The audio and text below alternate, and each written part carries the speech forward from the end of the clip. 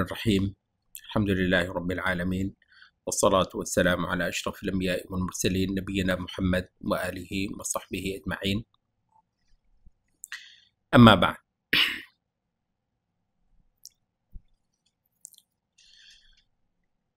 ومن يبتغي غير الإسلام دينا فلن يقبل منه وهو في الآخرة من الخاسرين.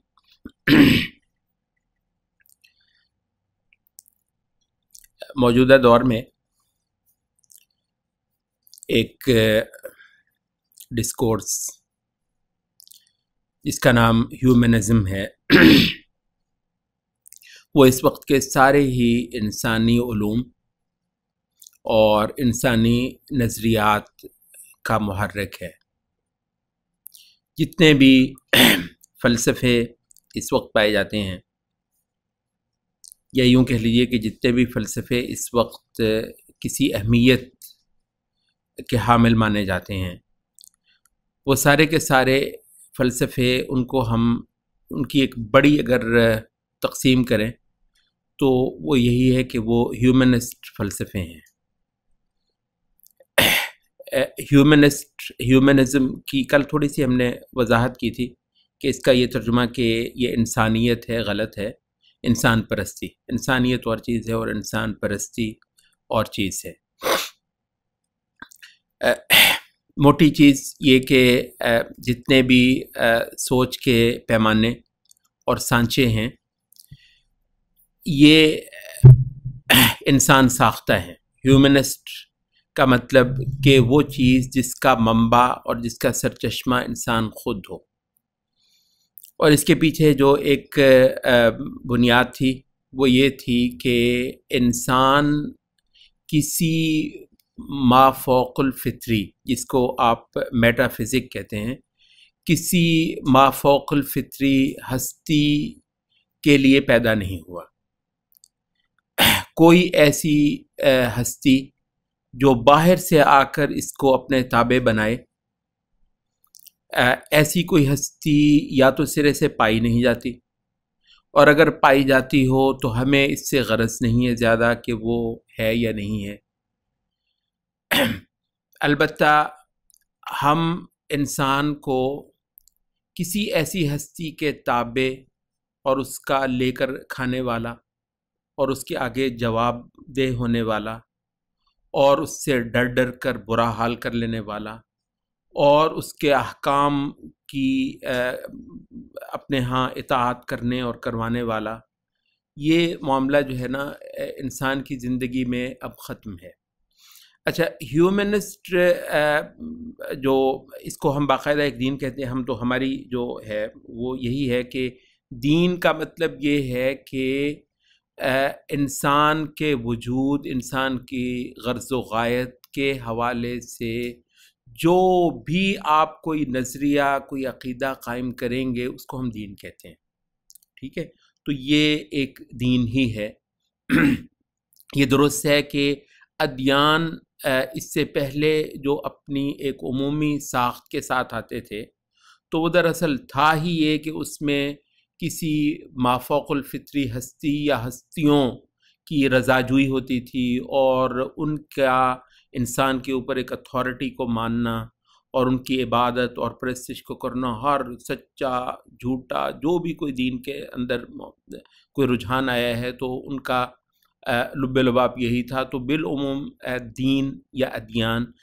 یا ریلیجنز جو ہیں وہ لازماً خدا یا خداؤں کے حوالے سے جانے والی ایک چیز ہے. اب ظاہر ہے یہ ایک نیا رجحان آیا. موضوع تو اس کا بھی خدا ہی ہے، موضوع تو اس کا بھی انسان کے یہاں پائے جانے کے غرض و غایت کا تعین ہی ہے. اور انسان کے پائے جانے کے غرض و غایت کا تعین کرنا بنیادی طور پر ہم کہتے ہیں کہ یہ اس میں آپ جو بھی نظریہ رکھیں اس کو ہم دین ہی کہتے ہیں. تو اس حوالے سے یہ ایک دین ہے. لیکن اس حوالے سے کہ جس میں کسی ہستی کی پرستش ہو یا ہستیوں کی پرستش ہو، عبادت ہو، رضا جوئی ہو، ان سے ڈرنا ہے وہ میرا کچھ بگاڑ دے گا، وہ میرا کچھ سنوار دے گا، اس وجہ سے اس کے لیے چڑھاوے چڑھانے ہیں، اس کے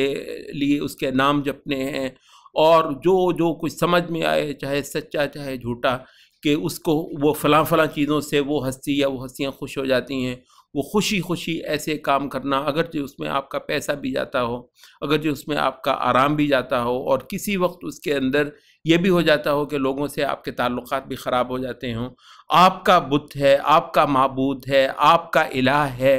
تو آپ کا خدا ہے، تو اس کے لیے سب کچھ کر لینا، یہاں تک کہ بسا اوقات باپ کے ساتھ، ماں کے ساتھ، بہن بھائیوں کے ساتھ بھی تعلقات بگاڑ لینا کہ جی میرا خدا ہے، میرا معبود ہے، تو میرے لیے وہ بہت اہم ہے۔ تو اس حوالے سے اب یہ دو چیزیں ہو گئیں، یعنی ایک مذہب یا ریلیجنس کا وہ پہلو جس میں لا محالہ کوئی فوق الفطری ہستیاں ہوتی ہیں یا ہستی ہوتی ہے، تو اس حوالے سے تو ظاہر ہے کہ یہ ایک دین نہیں ہے، ٹھیک ہے، تو اس کو ہم اس حوالے سے لادینیت کہتے ہیں۔ تو اب ہمارے پاس ایک اور تقسیم ہے دین اور لادینیت، تو یہ تھوڑا سا اس کو جاننا ضروری ہے کہ ایک بڑے پیرائے میں لادینیت بھی ایک دین ہی ہے، ٹھیک ہے، لادینیت ایک دین ہی ہے، الحاد باقاعدہ ایک دین ہے، ٹھیک ہے، یہ سیکولرزم ایک باقاعدہ دین ہے، تو لیکن کیونکہ یہ وہ دین ہے کہ جس میں انسان کا سارا فوکس اپنے اوپر ہے، انسان خود طے کرے گا ہر چیز کو،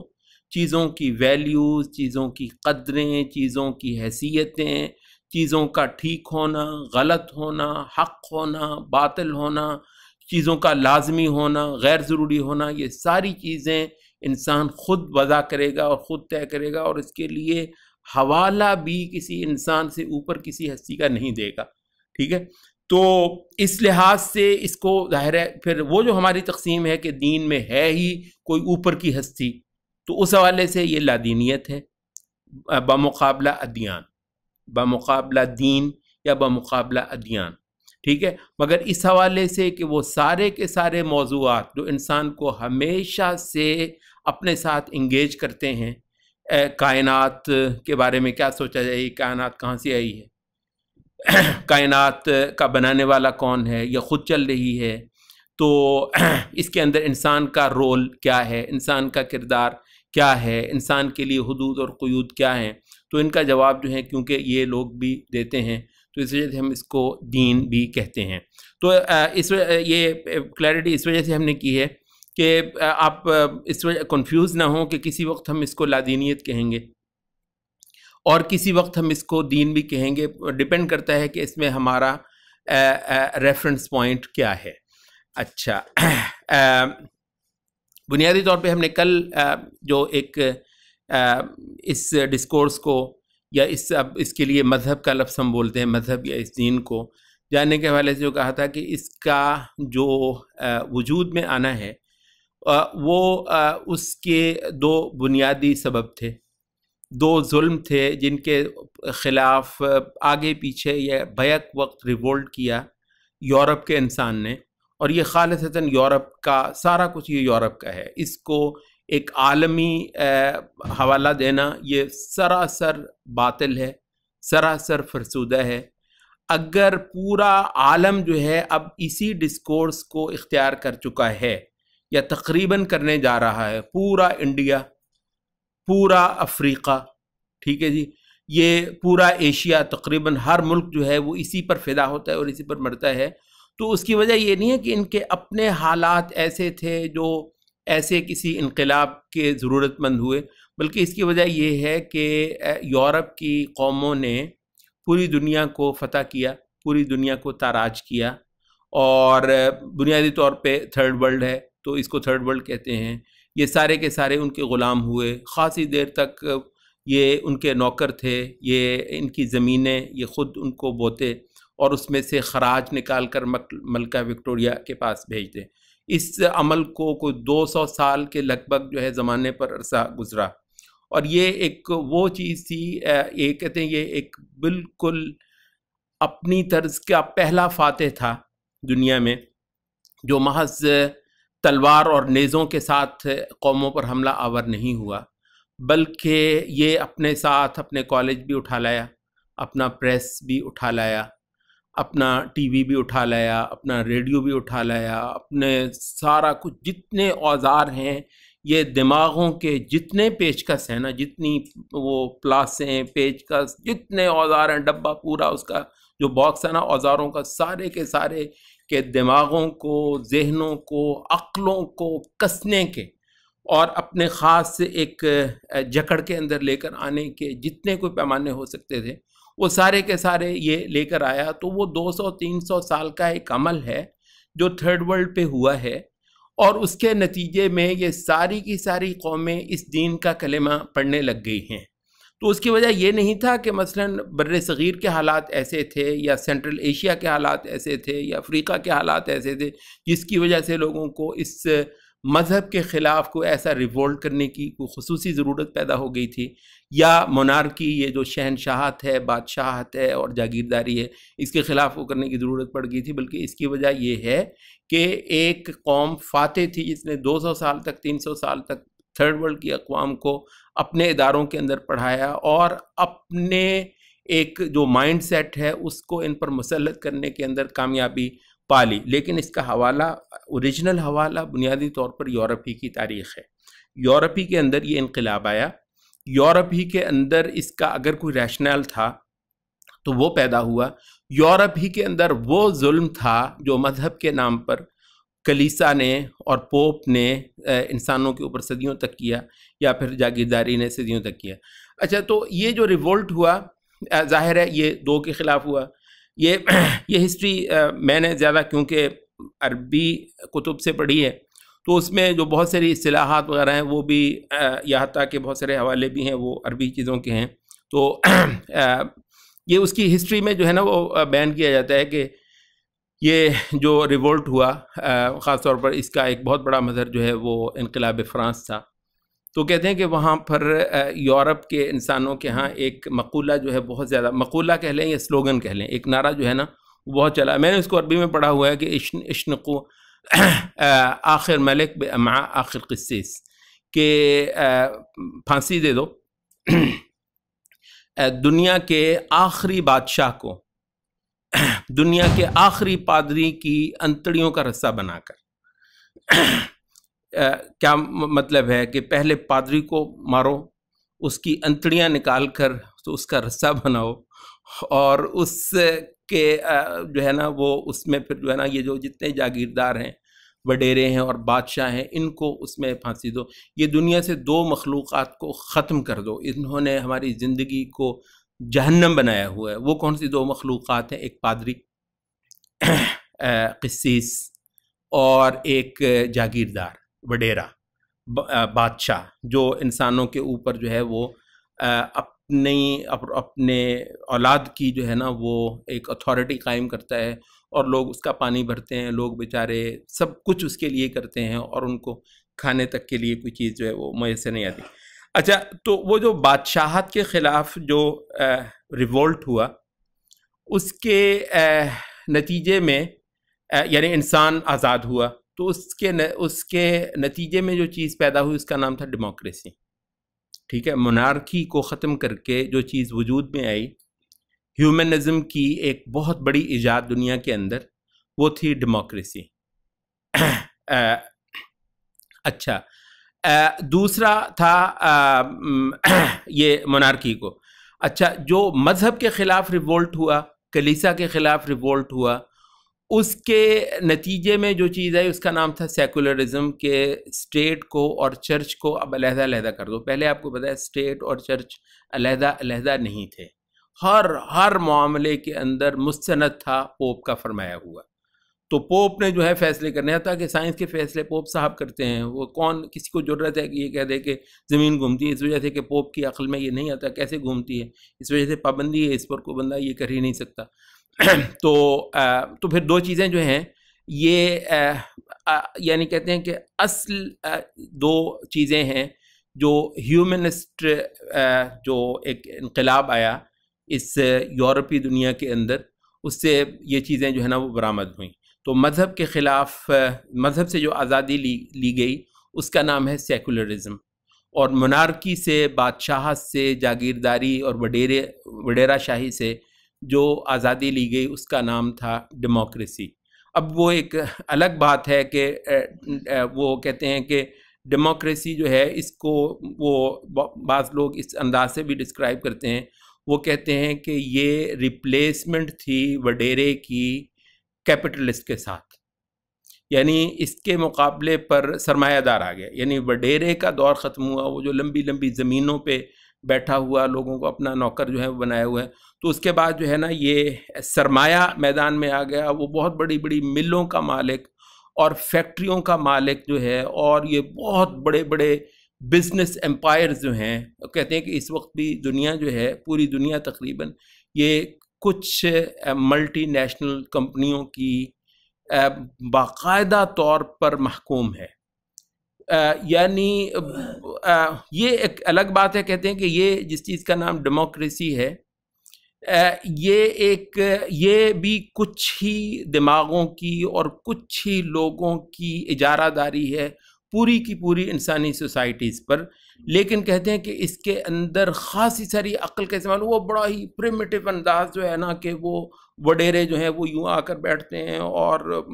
نوکروں کو اس طریقے سے ہانکتے ہیں، وہ طریقہ نہیں ہے، بلکہ اس کے اندر بہت سارا کچھ جو ہے نا وہ ایک دماغ کی اور عقل کی اور بہت ساری وہ جو ہوتی ہے دو نمبری، وہ اس کے اندر شامل ہے۔ لیکن عملاً کیا ہے؟ عملاً یہ ہے کہ اس وقت کہتے ہیں کہ پوری دنیا کا جو سرمایہ ہے وہ کوئی 80% یا کوئی 85% جو ہے وہ چند ہاتھوں کے اندر ہے، باقی پورا 6 ارب انسان جو ہے نا وہ محض کوئی 15-20% سرمایہ کے اوپر گزارا کر رہا ہے، وہ چند خاندان ابھی بھی اسی طریقے سے وہ ہیں۔ تو وہ تو بات تھی، وہ اور ہے، تو سرمایہ دار کی جو حاکمیت ہے اس کا رنگ ڈھنگ اور ہے۔ سرمایہ دار کیا کرتا ہے؟ آپ کے یہ سارے جو ہے نا وہ خرید لیتا ہے۔ بتائیں تو کوئی بندہ جو ہے وہ بیچارہ یہ جس چیز کا نام ڈیموکریسی ہے، آپ کو پتہ ہے، جس کے اندر عوام کی ریپرزنٹیشن ہوتی ہے اور عوام کی جو مرضی ہوتی ہے وہ چلتی ہے، اور عوام کی صحیح نمائندگی ہوتی ہے،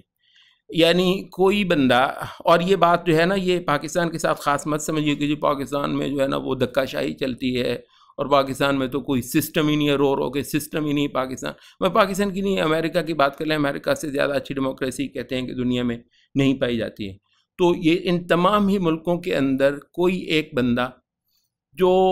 غریب ہو، غریبیوں کی بات کر رہے ہیں نا، غریب بیچارے جو ہیں وہ اکثریت میں ہیں، ہر دنیا کے ہر ملک کے اندر ہی ایک غریب آدمی، یعنی اکثریت کا نمائندہ تو غریب ہی ہوگا، غریب آدمی اپنے ذرائع کے ساتھ جو حلال کی روٹی وہ کماتا ہے، اپنے ان ذرائع کے ساتھ وہ اس پارلیمنٹ میں پہنچ جائے، ممکن ہے؟ پاکستان میں تو خیر ممکن ہی نہیں ہے، امریکہ میں ممکن ہے، کہیں اور پہ ممکن ہے، یہ جتنے بھی ہیں، یہ اوباما، اچھا یہ ہو سکتا ہے کہ ایک غریب گھر کا بندہ لے لیا جائے کسی کو، کہتے ہیں اوباما بہت زیادہ مالدار نہیں تھا ٹھیک ہے، لیکن یہ ہے کہ اس کا بھی مول ہی لگے گا، وہ بھی جب اپنی کیمپین چلائے گا تو ان بڑی بڑی ملٹی نیشنل سے چیک ہی لے گا اپنی کیمپین کو چلانے کے لیے، اور جس چیز کی سے آپ چیک لیتے ہیں، یہاں پر بھی وہ ابھی وہ چل رہے ہیں جو پی ٹی آئی نے فلاں سے وہ اس کو اب جو ہے وہ پتہ نہیں کون سی زلفی بخاری، وہ فلانا وہ علیم کہاں جائیں گے یار، مطلب یعنی یہ لوجہ اللہ تعالیٰ کرتے ہیں، معاذ اللہ کے لیے کرتے ہیں، لا نريد منکم جزاء ولا شکورا انما نطعمکم لوجہ اللہ، ہم تو اللہ کے لیے کر رہے ہیں، کون اللہ کے لیے کرتا ہے؟ یہاں پر یہ سارا کھیل ہی جو ہے وہ مفادات کا ہے۔ تو انسان کا اگر یہ خیال ہے کہ وہ واقعتاً ایک غریب آدمی اب حاکم ہو گیا ہے، اگر واقعتاً کسی کا یہ خیال ہے کہ ایک غریب مسکین ناتواں وہ جو ہے اب جائے گا اور قوم کا نمائندہ بن کر اور قوم کی صحیح امنگیں اور قوم کے صحیح ارمان جو ہیں وہ ان کو پورا کر دے گا، تو یہ تو آج بھی خیر فضول بات ہے لیکن یہ ہے کہ ہوا یہ کہ بہرحال آپ کو پتہ ہے، وہ کہتے ہیں کہ ویسے ہی یورپی سوسائٹیز نے تو انقلاب کا راستہ مزید روکنے کے لیے، اور اس کے حوالے سے یہ بھی کہتے ہیں کہ جو یہودی ہے، یہودی بہت بڑے بڑے سرمایہ دار ہیں، کہتے ہیں کہ بہت بڑے بڑے اتنے سرمایہ والے جو لوگ ہوتے ہیں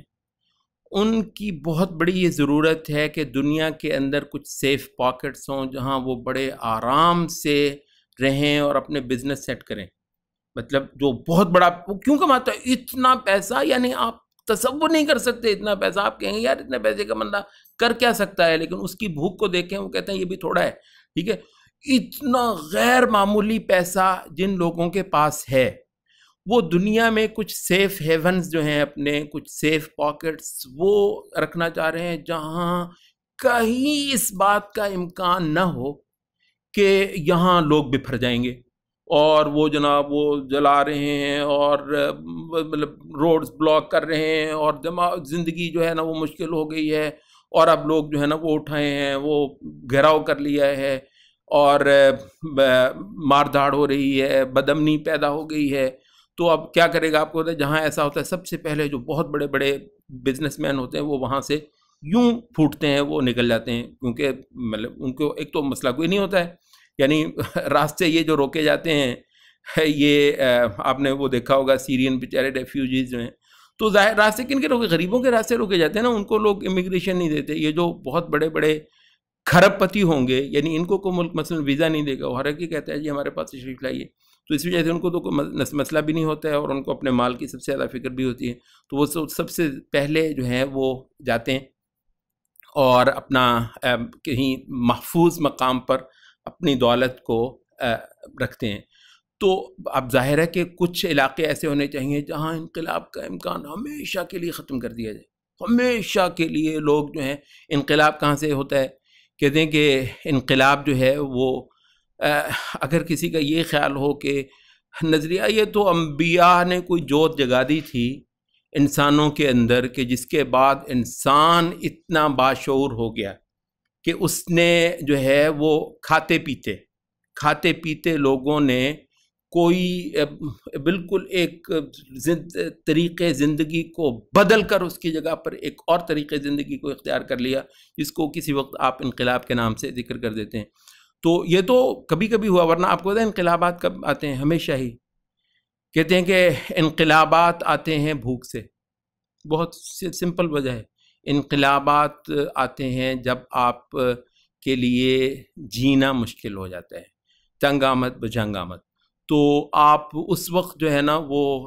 کچھ کر گزرنے کے لیے تیار ہو جاتے ہیں. وہ کہتے ہیں اس زندگی سے موت اچھی. تو پھر آپ پیٹ پھاڑتے ہیں بڑے بڑے ساہوکاروں کا کہ یہ بدماش انہوں نے جو ہے نا وہ ہمارا پیسہ کھایا ہوا ہے اور ہماری زندگی مشکل ہے. تو جتنے مہاجن ہوتے ہیں، سود خور ہوتے ہیں، بڑے بڑے پیٹوں والے ہوتے ہیں، ان سب کے اوپر پھر خدا کا قہر ٹوٹتا ہے غریب کے بپھرنے کی صورت میں، اور اس چیز کا نام جو ہے نا وہ انقلاب ہے. تو کیا کریں پھر انقلاب کا راستہ روکنے کے لیے؟ کہتے ہیں بہت آسان ہے، لوگوں کو اتنا کھلاؤ کہ بھوک تنگ نہ کرے ان کو. بھوک اگر لوگوں کو تنگ نہ کرے. اس کے علاوہ ایک اور چیز ہوتی ہے کہ فارغ رہنے سے بھی بہت زیادہ شیطان جو ہے نا وہ انسان کو تنگ کرتا ہے. تو جو وہ فارغ رہے اس میں اس کو تفریح دو، اتنی تفریح دو کہ وہ اتنی فلمیں، یعنی آپ تصور کر سکتے ہیں، یعنی جہان انسانی کی یہ ٹھیک ہے یار ایک ایجاد ہو گئی جس کا نام ویڈیو ہے، جس کی وجہ سے فلمیں جو ہیں وہ بنانا ممکن ہو گیا، ورنہ اس سے پہلے آپ کو پتہ ہے مطلب ہے وہ اتنی مہنگی ایکٹنگ کر کے جو سامنے ہوں گے وہی دیکھ سکیں گے، اگر اس کو آپ ریکارڈ نہیں کر سکتے تو وہ معاملہ ختم ہے. تو اس ویڈیو نامی ایک ایجاد نے دنیا کے اندر جو غلاظت اور جو گند جو ہے نا اس کو کا ایک وہ بھی ایک ریولوشن ہے پورا. تو بہرحال اس کی ٹھیک ہے کہ ایجاد ہو گئی ویڈیو، لیکن یہ کہ آپ ذرا تصور کر سکتے ہیں اتنی بڑی یہ فلم انڈسٹریز جو ہیں وہ جہان کے اندر بنی ہیں. تو کہتے ہیں کہ یہ کس لیے ہے؟ یہ دراصل انسان کو نشہ دینے کے لیے. یہ انسان اگر سوچے گا تو اس کے اندر وہ جو لوگ اس کو زندگی کا مقصد سمجھائیں گے تو ان کی توجہ ان کو سن لے گا. یہ اس کو اتنا مدہوش کرو، اتنا زیادہ مدہوش کرو، اس کا پیٹ بھی بھر دو اور اس کا جو ہے نا وہ وقت بھی انگیج کر دو. اس کے بعد لمبی تان کے سوئے کیپٹلسٹ، لمبی تان کے سوئے. اگر کوئی بندہ انقلاب کا نام لے لے تو جا کے پکڑ لے ان سائیکولوجسٹوں کو جنہوں نے کہا ہے کہ ہم تمہیں گارنٹی دیتے ہیں اس کے بعد انشاءاللہ انسان نامی مخلوق جو ہے نا کچھ نہیں کرے گی، آپ تسلی رکھیں. یہ جو ہے نا وہ نظریات بھی آپ کو پتہ ہے اس وقت آ جاتے ہیں جب انسان کو بھوک لگی ہوتی ہے نا، تو انقلاب کے لیے آپ کو پتہ ہے کوئی نعرے چاہیے ہوتے ہیں، اس وقت وہ نظریات بھی آ جاتے ہیں. اگر وہ انسان کا پیٹ بھرا ہوا ہے بھول جائیں آپ نظریات وغیرہ کو، کوئی وہ نہیں ہے، بڑے آرام سے. اچھا کہتے ہیں کہ یہ جو سبق ہے یہ بہت پہلے پڑھایا تھا، یہ بریڈ اینڈ سرکس کا. کہتے ہیں کہ یہ رومن جو بعض کنگز تھے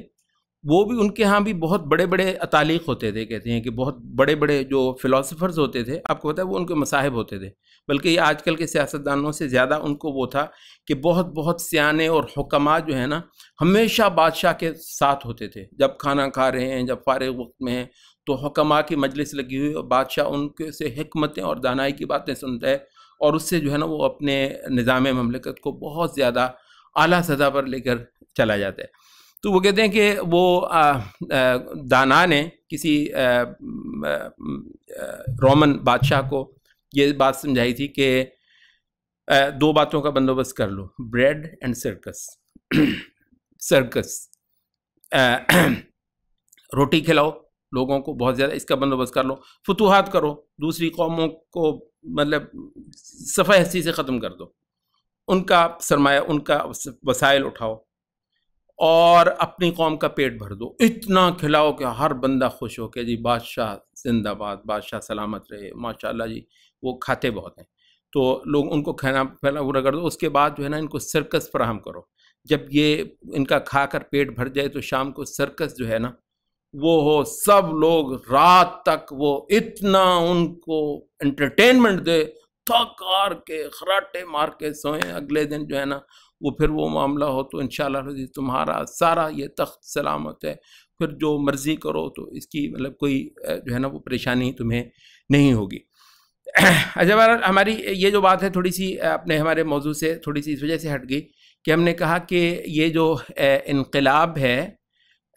یہ روک دیا ہے آج کے اس نے، اس کے کچھ اور وجوہات ہیں. یعنی یہ جو ظلم ہے، ہم یہ کہتے ہیں، اور ہمارے جو ائمہ ہیں، ہمارے اس دور کے جو علماء توحید ہیں، وہ کہتے ہیں کہ یہ ڈیموکریسی نام کا اور یہ سیکولرزم ٹائپ، یہ اس کوئی ریلیف نہیں ہے انسان کے لیے، کوئی ریلیف انسان کے لیے نہیں ہے. اور وہ چیز کہ کچھ انسان باقی انسانوں پر جو ہے نا وہ بھوت بن کر سوار ہو جائیں گے اور ان کے وسائل کے ساتھ بھی اور ان کے ہر چیز کے ساتھ جو ہے نا وہ کھیلیں گے اور مونوپلائز کریں گے. یہ انسان کی خصلت ہے، اس کو ختم نہیں کر سکتی کوئی چیز سوائے خدا کے خوف کے. ٹھیک ہے، سوائے ایسے لوگوں کے کہ جو رات کو خدا کے آگے کھڑے ہوئے تھر تھر کانپتے ہیں. ان لوگوں کے ہاتھ میں اگر زمین کی وہ آ جائے زمام کار، تو پھر البتہ ہے کہ وہ واقعتاً ظلم کو ختم کر دیا جائے گا. واقعتاً وہ ابو بکر کہتے ہیں کہ میں جو ہے نا جو ضعیف ہے تم میں سے وہ میرے ہاں قوی ہے جب تک کہ میں اس کا حق نہ لے لوں قوی سے، اور جو ایک قوی ہے تمہارے مابین وہ میرے ہاں ضعیف ہے جب تک کہ میں اس سے اس کا غریب کا حق نہ لے لوں. تو اس وجہ سے یہ جو بات ہے وہ کہتے ہیں یہ تو صرف اس صورت میں ہے کہ جب انبیاء کے اسباق لینے والے لوگ واقعتاً اس جہان کی زمام کار سنبھالے ہوئے ہوں. ظلم تو اسی صورت میں ختم ہوتا ہے. یہ تو یہ ہے کہ ظلم جو ہے وہ ایک صورت سے نکلے گا، آپ کو ظاہر ہے اس سے ایک ریلیف ملے گا، اور اس سے نکل کر آپ ایک دوسرے ظلم میں چلے جائیں گے. البتہ اس چیز سے پتہ کرنے میں کہ یہ بھی ہمارے ساتھ ہاتھ ہو گیا، ایسے ہر انکشاف کے لیے کئی صدیاں چاہیے ہوتی ہیں، کئی صدیوں کے بعد آپ کو اس کا پتہ چلتا ہے. البتہ جیسے ہم نے کہا کہ اس وقت کسی چیز نے پردہ ڈال دیا، اس وقت جو ظلم کے بے شمار بندوبست ہیں، جیسے ملٹی نیشنل، جیسے ساہوکار، جیسے یہ ایک اور طرح کی وڈیرا شاہی جو ہے انسانی معاشروں کے اوپر مسلط ہے، اس کے اوپر اگر پردہ پڑا ہوا ہے تو وہ صرف یہ ہے کہ تھرڈ ورلڈ اللہ نے پیدا کیا تھا بہت تھوک کے حساب سے تھرڈ ورلڈ، اور اس کی زرخیز ترین زمینیں، اور ماشاءاللہ ان کا پیٹرول اور ان کے اتنے سارے معدنی قدرتی وسائل لبریز، اور ماشاءاللہ ہمارے جوانوں کے عضلات اور اتنے اعلیٰ مسلز، یہ ہیں کس لیے؟ یہ اس لیے ہیں کہ یہاں پر بیچارے محنتیں کر کر کے تو تجاری بھریں گورے کی، ٹھیک ہے، اس کو خراج دیں، مختلف طریقوں سے تھرڈ ورلڈ کو لوٹنا، تو اس سے جو ہے وہ ان کے انسان نے انہوں نے اپنے بریڈ اینڈ سرکس کا ایک اچھی سطح کا بندوبست کر لیا. وہ اپنے کو تو وہ کہتے ہیں وہ جو یہ جو اصحاب رؤوس الاموال تھے، بہت غیر معمولی دولت کے مالک لوگ، ان کو بھی دنیا میں کچھ خطوں کو ہر حال میں سیف پاکٹس بنانا تھا، جہاں پر انقلاب ٹائپ نامی چیز کو مستقل طور پر اور آخری حد تک جو ہے نا وہ خارج از امکان بنا دیا جائے. تو اس کے لیے بھی انہوں نے کہا کہ یہ یورپی اور مغربی ممالک جو ہیں وہ مناسب ترین ہیں. تو یہ جنگوں کے حالات جو ہیں ان کو باہر پیدا کر دو، اور بسا اوقات بلکہ کہتے ہیں کہ وہ باقاعدہ طور پر جنگیں پیدا کرتے ہیں، تھرڈ ورلڈ میں جنگیں پیدا کرتے ہیں، کیونکہ تھرڈ ورلڈ کی لوٹ کھسوٹ کو مستقل طور پر ممکن بنانے کے لیے یہ نہایت ضروری ہے کہ یہاں پر سٹیبلٹی نہ آئے، کوئی ایک اعلیٰ بڑے قد کاٹ کی کوئی ایک قیادت پیدا ہو جائے. اچھا وہ نہیں کوئی خاص ضروری کہ وہ اسلامی قیادت پیدا ہو جائے، غیر اسلامی قیادت بھی ہو، بعض جگہوں پہ سیکولر قیادتیں بھی ہوں گی. یہ جو ساؤتھ امریکہ ہے، آپ کو پتہ ہے یہ کوئی مسلمان ممالک تو نہیں ہے، یہ رو رہے ہیں بیچارے، این ان کے ساتھ تقریباً ویسے ہی ظلم ہو رہا ہے جیسے ہمارے مسلمان ملکوں کے ساتھ ظلم ہو رہا ہے. کبھی ان سے پوچھے ساؤتھ امریکہ کے ملکوں کے ساتھ کتنا یہ کھولتے ہیں امریکہ کے خلاف، کہتے ہیں ہمارا سب کچھ کھا گئے. تو وہ یہی ہے کہ تھرڈ ورلڈ کے اندر آخری درجے کی جو ہے نا وہ عدم استحکام پیدا کیا جائے، جنگیں پیدا کی جائیں. ایک تو یہ ہے کہ وہاں پر وہ اپنے قسمت کے آپ مالک نہ ہو جائیں، اپنی قسمت کے آپ فیصلے نہ کریں. اور دوسرا یہ ہے کہ کیونکہ ان کی بہت بڑی انڈسٹری ہے بھی، اسلحے کی انڈسٹری، تو وہ اسلحہ بھی بہت زیادہ بیچیں گے، تو اسی سے جو ہے ان کی اکانومی جو ہے وہ چلے گی. تو ہمارا جو لب لباب ہے نا، ہماری بات کچھ لمبی ضرور ہے، وہ صرف یہ بتانے کے لیے کہ ظلم آج بھی اسی طریقے سے برقرار ہے. اگر کسی کے خیال میں ڈیموکریسی نے واقعتاً کوئی لوگوں کو ریلیف دے دیا ہے تو وہ ایک بہت ہی غلط بات ہے. کوئی ریلیف جو ہے وہ ڈیموکریسی نے نہیں دیا. سیکولرزم نے آ کر کس انسان کے واقعتاً کسی مسئلے کا حل نہیں کیا ہے. اگر آپ کو کچھ سوسائٹیز جو ہیں بہت زیادہ استحکام کے ساتھ اور بہت مزے کے ساتھ اور کھلا کھاتی ہوئی نظر آ رہی ہیں تو اس کے اسباب کچھ اور ہیں، اور یہ ایک خاصی فریب کی اور تھوڑی سی جو ہے نا یہ ایک جسے وہ کہتے ہیں کہ سیلز مین شپ ہے کہ آپ یہ سارا کچھ دکھا کر اس وقت جو ہے نا وہ سیکولرزم کو بیچیں اور ڈیموکریسی کو بیچیں. اور یہ جو انسان ساختہ فلسفے ہیں کہ دیکھو جب سے انسان نے مذہب سے آزادی حاصل کی، جب سے انسان نے یہ جو ہے خدا کو اپنی ان بستیوں سے باہر کر دیا، اس وقت سے دیکھو اس کے ہاں کیسے دودھ اور شہد کی نہریں بہنے لگ گئی ہیں. دیکھو آپ ہمارے ہاں دیکھو.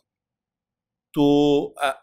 اب ظاہر ہے کہ ایک واقعہ تو ہوا ہے، واقعتاً یعنی محاورتاً دودھ اور شہد کی نہریں یورپ کے اندر بہی تو ہیں، لیکن اس کی اگر اسباب کی بات ہے تو اسباب جو ہیں وہ بالکل کچھ اور ہیں.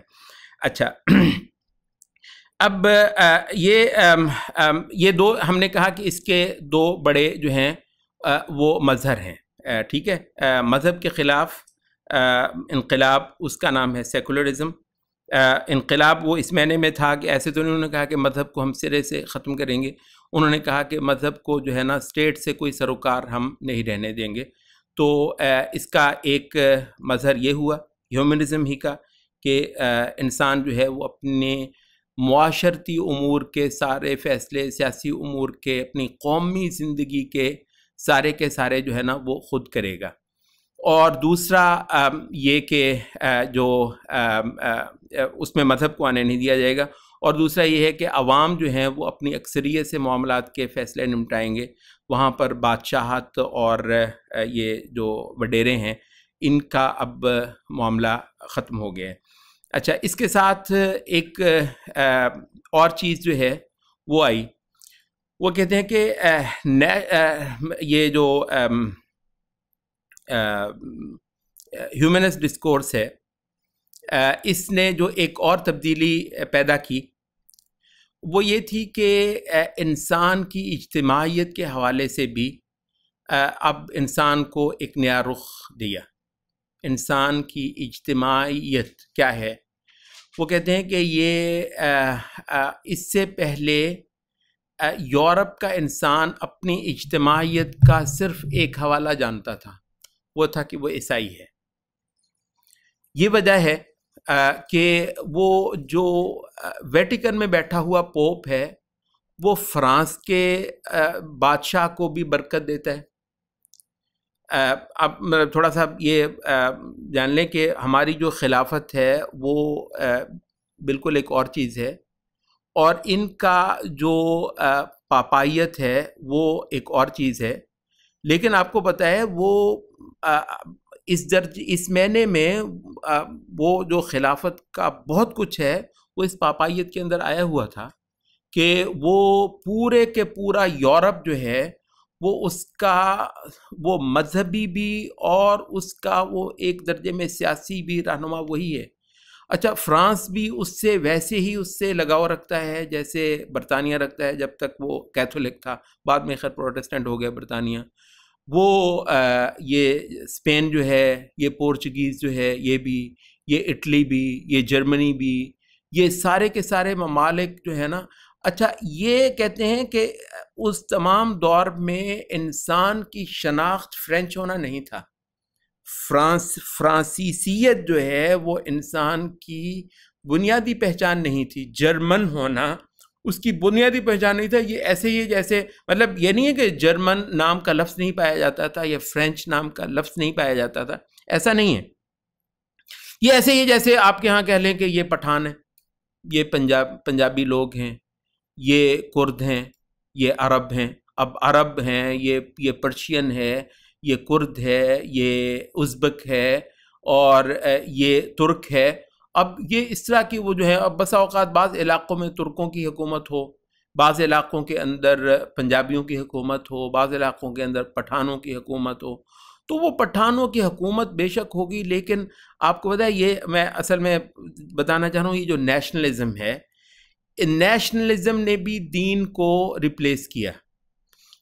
انسان کی اجتماعی شناخت کہتے ہیں کہ اس سے پہلے بہت بڑی حد تک دین ہوتی تھی۔ انسان جو ہے وہ فرانس کا انسان جرمنی کے انسان سے ایک بہت قریبی بندھن کے اندر بندھا ہوا تھا، اور اپنے آپ کو ایک جماعت اور ایک وحدت کے طور پر دیکھتا تھا۔ تو وہ یہ تھا کہ دین جو ہے، دین محض اس کا فرد اور خدا کا رشتہ نہیں تھا۔ یہ جو دین کا یہ جو تصور ہے نا، یہ آپ کو آج نظر آئے گا، دین اس سے بڑی حقیقت تھی، چاہے وہ دین باطل بھی ہو، ٹھیک ہے، وہ دین چاہے باطل بھی ہو، وہ اس سے ایک بہت بڑی حقیقت تھی۔ دین ایک انسان کا جو اس کے معبود کے ساتھ تعلق ہے وہ اتنا اہم ہوتا تھا کہ باقی انسانوں کے ساتھ اس کے رشتے کا بھی یہ تعین کرتا تھا۔ یہ ایک بہت بڑی چیز ہے جو ہیومن ڈسکورس نے آ کر اس کے بخیے ادھیڑ دیے ہیں۔ کہتا ہے کہ خبردار اگر تو نے اپنے اجتماعی رشتوں کا حوالہ دین کو مانا، تو آپ کو پتا ہے اس وجہ سے کہ معبود آ گیا نا بیچ میں، یعنی میں آپ سے محبت کروں گا اس معبود کی وجہ سے، تو معبود کی یہ حیثیت کیا ہے؟ معبود کو بھائی صاحب باہر نکالو۔ معبود اب یہ نہیں کرے گا کہ لوگوں کی محبتوں اور لوگوں کی نفرتوں کی بنیاد بنے، ٹوٹنا اور جڑنا۔ وہ جو نبی صلی اللہ علیہ وسلم کی حدیث ہے کہ من احب للہ و ابغض للہ، اب یہ ابغض للہ حدیث کا لفظ نکال دیں، کیا خیال ہے آپ کو؟ ہوتا ہے بغض رکھنا شرک کے ساتھ اور مشرکین کے ساتھ۔ اس سے بڑا کوئی گناہ ہو سکتا ہے؟ اس سے بڑا کوئی جرم ہو سکتا ہے؟ یعنی ہیومنسٹ پیراڈائم میں اس سے بڑا ہو سکتا ہے کہ آپ انسان سے نفرت کریں، اور بھائی کس وجہ سے؟ ایک ایسی ہستی جس کو آپ نے دیکھا تک نہیں، اچھا اس کے لیے اتنے جذباتی ہوئے ہوئے کہ آپ کسی دوسرے سے آپ جو ہیں وہ دوری رکھتے ہیں۔ تو من احب للہ و ابغض للہ و اعطى للہ و منع للہ فقد استکمل الایمان۔ ہمیں تو ایمان کے بنیادی اسباق جو ہیں وہ یہ سکھائے گئے ہیں۔ اچھا، ادھر وہ یہ کہہ رہا ہے کہ دین آپ کی اجتماعی شناخت کی بنیاد نہیں ہو سکتا۔ آپ کی قومیت جو ہے، اگر قومیت کا لفظ تھوڑی دیر کے لیے ہم بول لیں، کیونکہ اجتماعیت کے لیے آج کل جو ایک بہت بڑا لفظ بولا جا رہا ہے وہ قومیت ہے، تو قومیت ظاہر ہے وہ جو ہیومنسٹ معنی کے اندر تو پھر قومیت ایک اور ہی چیز ہے، لیکن ہم کہہ رہے ہیں قومیت اس معنی میں کہ میں اور آپ ایک وحدت بنے، میں آپ کے لیے جو ہے نا وہ جذبات میں آؤں، آپ میرے لیے جذبات میں آئیں۔ البانیہ میں، کوسووا میں، بوسنیا میں کسی کو کچھ ہو گیا ہے تو میں آپے سے باہر اڑ رہا ہوں، میں کہوں کہ کیوں ہوا ہے یہ، اس کا میرا بھائی ہے۔ کیوں بھائی، کیوں بھائی ہے؟ وہ کوسووا کا ہے، وہ البانیہ کا ہے، اس کی چمڑی اور ہے، اس کی نسل اور ہے، اس کا رنگ اور ہے، اس کی زبان اور ہے، آپ کیوں پریشان ہو رہے ہیں؟ میں کہتا ہوں کہ میں اور وہ حج اکٹھا کرتے ہیں، خانہ کعبہ میں ہم دونوں ایک اللہ کو سجدہ کرتے ہیں، یہ ایک ایسی چیز ہے جس کے لیے میں اس کے اوپر اپنی جان بھی فدا کروں گا۔ یہ پنجاب کے نوجوان، مطلب آپ کو ویسے پتہ ہے کہ یہ اس دور میں ہمارے اس دور میں بھی یہ ہوا ہے، وہی جسے ہم کہتے ہیں نا طائفہ منصورہ، واحد دنیا میں انشاءاللہ رسول اللہ کی جماعت، اب جو دنیا الٹی ہو جائے سیدھی ہو جائے، یہ انشاءاللہ العزیز کسی ایسی چیز کو اپنے ہاں قدم نہیں دھرنے دے گا۔ یہ جب کہتے ہیں بوسنیا میں گاجر مولی کی طرح مسلمان کو کاٹا جا رہا تھا، اور مسلمان عورتوں کی عزتیں، عصمتیں بے حد و حساب لوٹی جا رہی تھیں، وہ باولے ہوئے تھے شرابیں پی کے، اور مسلمانوں کی گلیوں میں گھسے ہوئے تھے، راتوں کو جو ان سے ہو سکتا تھا بدکاریاں مسلمان عورتوں کے ساتھ، بچیوں کے ساتھ وہ کر رہے تھے۔ تو اس وقت آپ کو پتہ ہے کہ یہ مجاہدین کا جب افغان جہاد بالکل سرے لگ رہا تھا، تو اللہ ان ملکوں کو جزائے خیر دے جس بھی کسی ملک نے وہ اس کا انتظام کروایا کہ وہ مجاہد نوجوان جو ہیں وہ بھرے اس کے اندر، اور ان کو جو ہے وہ بوسنیا کے ساحلوں پہ کہتے ہیں کہ رات کے وقت جو ہے وہ اتار دیا۔ اس کے بعد وہ کہتے ہیں وہ چند سو تھے نوجوان، لیکن جس طریقے سے پھر انہوں نے وہ صلیبیوں کے پھر مطلب بخیے دھڑے، اور وہ تو شرابوں کے اندر مست سے، ان کو تصور بھی نہیں تھا کہ کوئی ایسے مجاہدین آ بھی جائیں گے۔ تو وہی اسے کہتے ہیں اس کے بعد جو ہے نا وہ بوسنیا جو بالکل یورپ، ہر مہینے میں یورپ بن چکا تھا، صرف اتنا تھا کہ وہ نسلی طور پر اپنے آپ کو مسلمان کے طور پر ریکوگنائز کرتے تھے، ان کو وہ مجاہدین کہاں سے گئے، یہ ہمیں بچانے والے فرشتے اللہ نے کہاں سے بھیج دیے؟ کہتے ہیں اس وجہ سے وہ جو اسلامی رشتے ہیں ایسے دوبارہ ان کے دلوں کے اندر پیوست ہوئے کہ وہ جو اسلامی اویکننگ کو شاید ابھی کئی عشرے لگتے، وہ چند سالوں کے اندر ہو گیا کام، اور بوسنیا جو ہے وہ اسلام کی طرف واپس آ گیا۔ تو اب یہ جو رشتہ ہے آپ کا کہ بوسنیا یورپ ہے، یورپ کے اندر لا الہ الا اللہ پڑھنے والا ایک وہ ہے پنجاب کا نوجوان پاگل ہوا پڑا ہے اس کے لیے، یہ کیا چیز ہے؟ اس کا نام ہے یہ عقیدے کی بنیاد پر وحدت، اس کا نام ہے امت، ٹھیک ہے، اس کا نام ہے ملت۔ تو یہ ملت کو باقاعدہ طور پر ہیومنسٹ ڈسکورس نے آ کر ریپلیس کیا، اور اس پہلو سے جو ریوولٹ ہوا اس کو ہم نیشنلزم کہتے ہیں۔ تو یہ اب ایک جو ہے وہ تیسری چیز آ گئی۔ اب جو ہے نا ایک ہی ہے ہیومنزم، اس کی کئی سارے پروڈکٹس ہیں۔ ایک ہم نے کہا کہ ڈیموکریسی ہے، اس کا ہم نے بتایا ریفرنس کیا ہے، چیز ایک ہی ہے۔ ایک اس کا جو ہے وہ سیکولرزم ہے، اس کا ہم نے ریفرنس بتا دیا، چیز ایک ہی ہے۔ ایک بڑا اس کا باپ وہ ایک ہی، اس کو ہم کہتے ہیں ہیومنزم، ٹھیک ہے۔ اور ایک تیسری چیز ہوگی یہ نیشنلزم ہے۔ اب وہ جو ہے وہ کچھ انسانی حوالے ڈھونڈے گا ایک قوم ہونے کے لیے، ایک ملت ہونے کے لیے، ایک جماعت ہونے کے لیے، اور ایک وحدت بننے کے لیے کوئی ہوگا۔ اس کے لیے عمومی طور پر جو ہے نا وہ اسٹیٹ کی بنیاد پر جو ہے نا وہ نیشنلزم، اب مطلب ہے وہ ایک الگ بات ہے کہ اس سے زیادہ بیہودہ بات کوئی نہیں ہو سکتی کہ پٹھان کو پنجابی کے ساتھ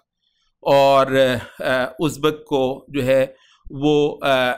پٹھان کے ساتھ اور کرد کو پرشین کے ساتھ جو ہے نا وہ گانٹھا جائے، اور ان کو کہا جائے کہ تم ایک قوم ہو، ایک ملک، سب ایک دوسرے پر فدا ہو۔ اور اسی ازبک کا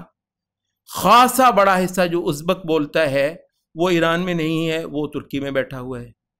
اسی ازبک کا ایک بہت بڑا حصہ جو ہے نا وہ عراق میں بیٹھا ہوا ہے، اور ازبکوں کو 3-4 حصوں میں کاٹ کر تو ان کو جو ہے نا ادھر ایرانی امت میں شامل کرو، ادھر جو ہے وہ عراقی امت میں شامل کرو، ادھر اس کو ترکی امت میں شامل کرو۔ یہ نیشنلزم ہے جو عذاب ہے۔ یہ پٹھان جو ہیں وہ اپنے پٹھان بھائی کو اپنی قوم نہیں مانے گا، وہ پنجابی کو اپنی قوم مانے گا، ٹھیک ہے۔ اس پنجابی پر فدا ہونا ہے، اور اس دوسرے پٹھان کے ساتھ جو بھی طرح کہتے ہیں میری قوم ہی نہیں ہے، کیوں بھی تیرا خون نہیں ہے، تو یہ جو طبی رشتے ہیں ان پر بھی، تو یہ نیشنلزم ہمارے لیے بالکل ایک نئی چیز ہے،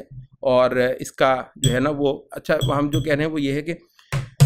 فطرت کے ساتھ بھی کوئی تعلق نہیں ہے۔ نیشنلزم جس چیز کا نام ہے فطرت کے ساتھ بھی، کیونکہ دنیا کا کوئی ایک بھی ملک نہیں ہے جو کسی ایتھنک بنیاد پر بنا ہو، یعنی پنجابیوں کا ہی ایک دنیا کے اندر ملک ہو،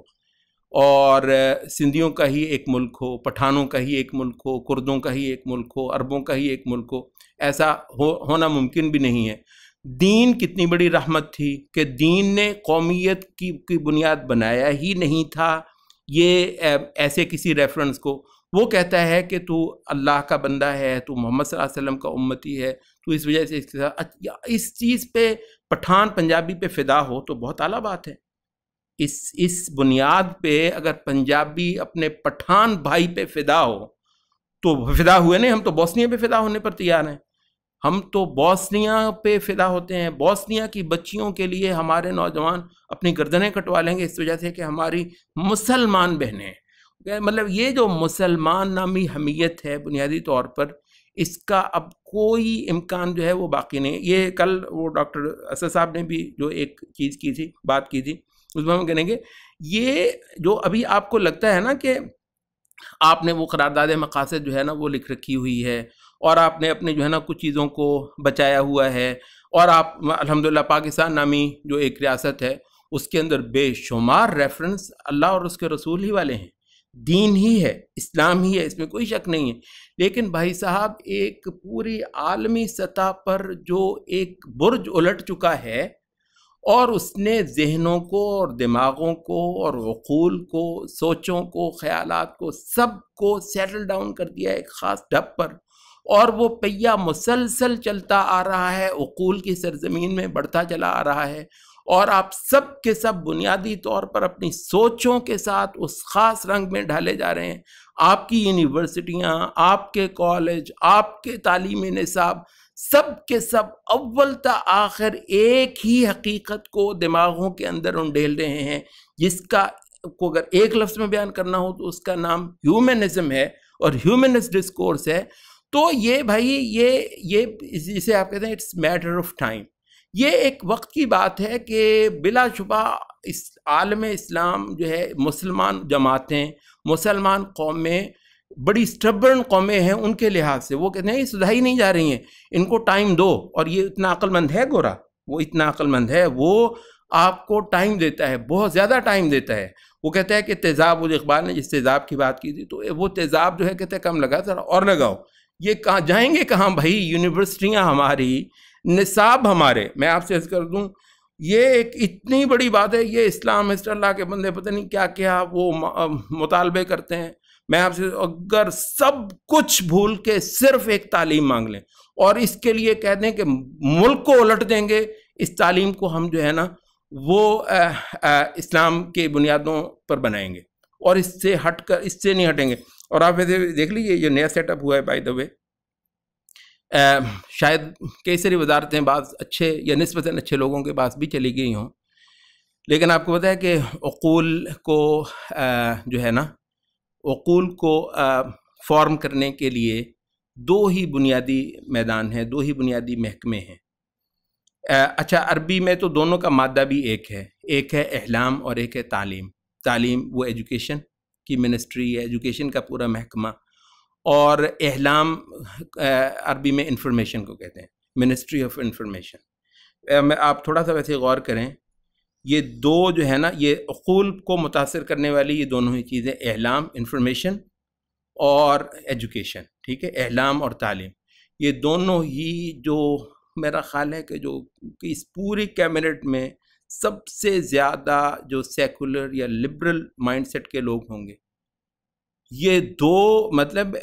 آپ نا ہر چیز کو یہ نہیں دیکھنا چاہیے اس وقت مطلب اتفاقاً ہو گیا، یہاں پہ اتفاقات نہیں ہوتے بھائی۔ اگر آپ اس میں ہیں تو میرا خیال ہے کہ پھر چھوڑ دیں ان ساری چیزوں کو دیکھنا۔ مطلب یہ چیزیں بہت اعلیٰ سطح پہ ڈیزائن ہوتی ہیں اور بہت سوچ سمجھ کے یہ معاملات چلتے ہیں، البتہ نظر آتے ہیں کہ ابرپٹلی ہو رہے ہیں، اور ایسا ہو گیا ایسا ہو گیا ایسا ہو گیا، تو آپ وہ دیکھ لیں کہ میں کہتا ہوں دے دیں یار، آپ ہمیں باقی سارا کچھ دے دیں، واللہ ساری محکمے دے دیں، ڈیفینس کسی کیا کرنا ہے ہم نے ڈیفینس وہ کرنے کون دے گا ہمیں ڈیفینس میں کچھ بھی. ٹھیک ہے جی وہ وزارت داخلہ ہے وہ فلانی اور بھاڑ میں جائے بھائی. یہ 2 وزارتوں پہ تو اگر اسلام پسند وہ جیسے دھرنا کیا تھا نا, مطلب ماشاء اللہ ان کو جزائے خیر دے, یہ ختم نبوت پر دھرنا کیا تھا. میں آپ سے عرض کر لوں واللہ العظیم ختم نبوت سے کوئی چھوٹی چیز نہیں ہے. یہ الحاد ہے. رسول اللہ صلی اللہ علیہ وسلم کے دین کو دماغوں سے مانج کر جو صاف کرنا, یہ ایک بڑا جو ہے وہ ایک سسٹمیٹک چیز ہے جس کی وجہ سے آپ کو یہ لگتا ہے. ورنہ لکھنے والوں نے 200 سال پہلے کہا ہے کہ اس کے لیے ایک لفظ ہے ہمارے پاس, ارتداد. عقول کو بہت ہی سلو موشن کے ساتھ ارتداد کی راہ پر ڈالا جا رہا ہے. یہ ارتداد ہے انٹلیکچول ارتداد. انٹلیکٹ کے اندر, دماغوں کے اندر, ذہنوں کے اندر نہایت غیر محسوس ہوتا ہے. اب اس میں نہیں استغفر اللہ کہ جو یونیورسٹی میں پڑھے گا ہم اس کو کہہ رہے ہوں گے کہ مرتد ہو گیا, مگر یہ ہے کہ فار آل پریکٹیکل پرپزز وہ سوچے گا, وہ رسول اللہ کے ایک فرما بردار رسول اللہ صلی اللہ علیہ وسلم کے دین پہ جو ہوتا ہے, نہ اس طرح وہ سوچے گا, نہ اس طرح وہ چیزوں کو کنکلوڈ کرے گا, نہ اس طرح وہ چیزوں کو دیکھے گا. چیزوں کو لینے کا, دیکھنے کا, جانچنے کا, پرکھنے کا, سب کا سب جو ہے نا وہ بالکل اینگل بدل گیا ہے. یہاں رسول اللہ صلی اللہ علیہ وسلم کا اور آپ کا اس کا کوئی کام نہیں ہے. یہاں انکل سام بولے گا. ٹھیک ہے, یہ چیز جو ہے وہ انکل سام کے لیے ہے. اس کو مذہبی بنانا ہے, داڑھی واڑی رکھواؤ اس کو, ماشاءاللہ ہمارے مذہبی لوگ ہیں اس کے لیے, اس کو داڑھی رکھوا دو, اس کو نمازیں پڑھا دو, نمازیں پڑھ بھی لے, وہ ایک درجے کے اندر وہ ارتداد تو آ چکا ہے. اگر پورا دین اللہ کی عبادت ہے